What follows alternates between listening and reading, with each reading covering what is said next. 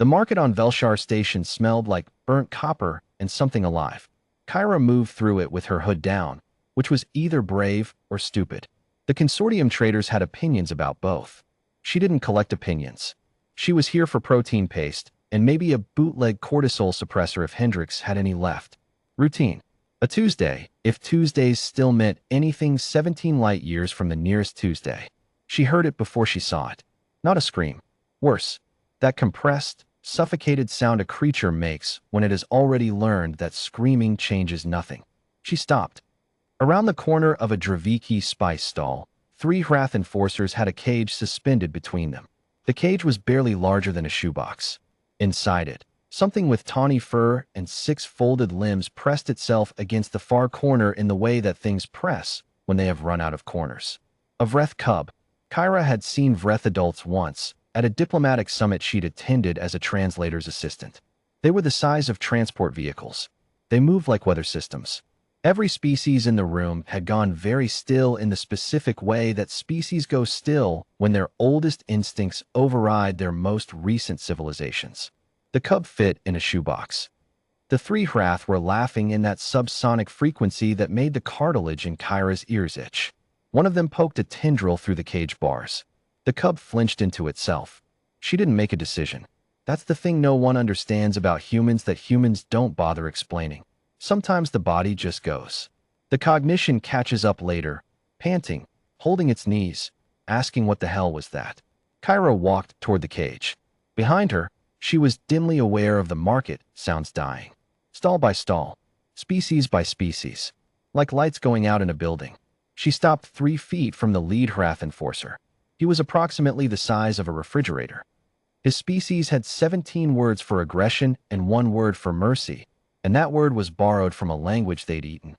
Kyra said, in Hrath, "Release it." Her Hrath was technically correct and culturally catastrophic. The phrase she used implied the speaker had authority over the listener. It was used by generals. It was used by debt holders.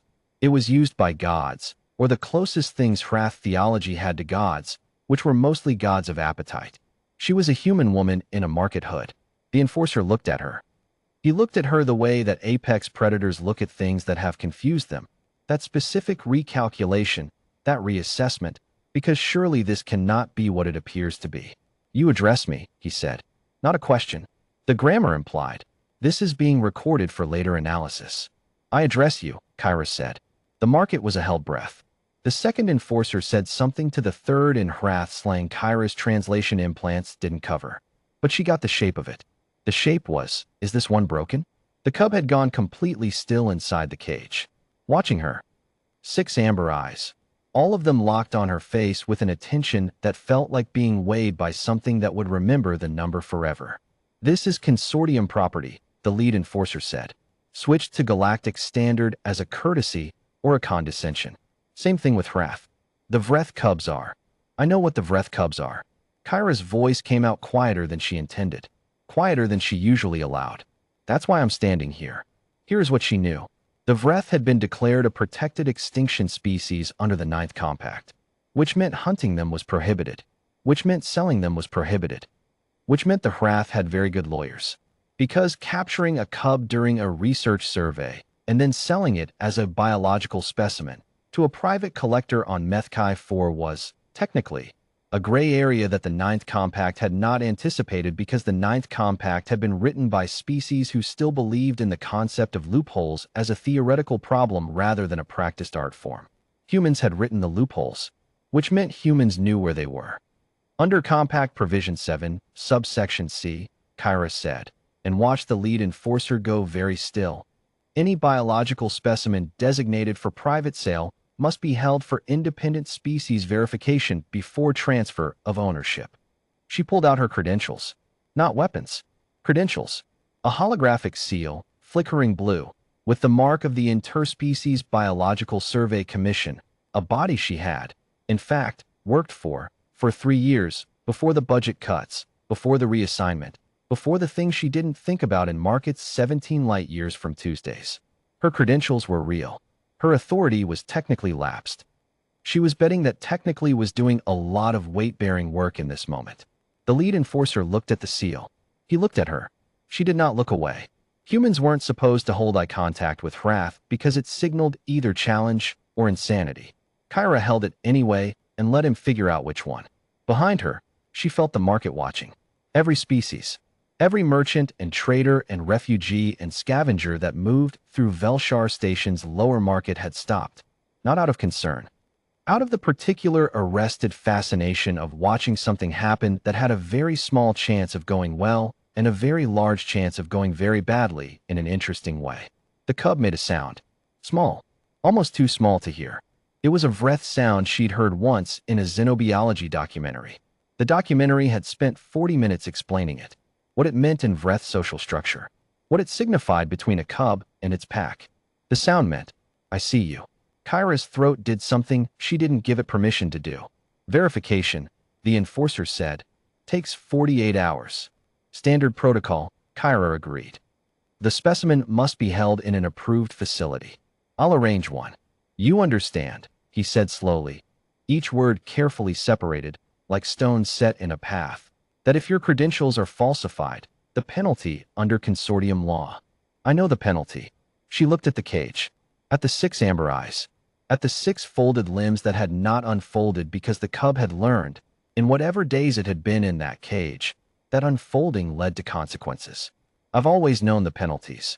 She said it like it was about credentials. It wasn't about credentials. The enforcer heard both things. She could see him hearing them.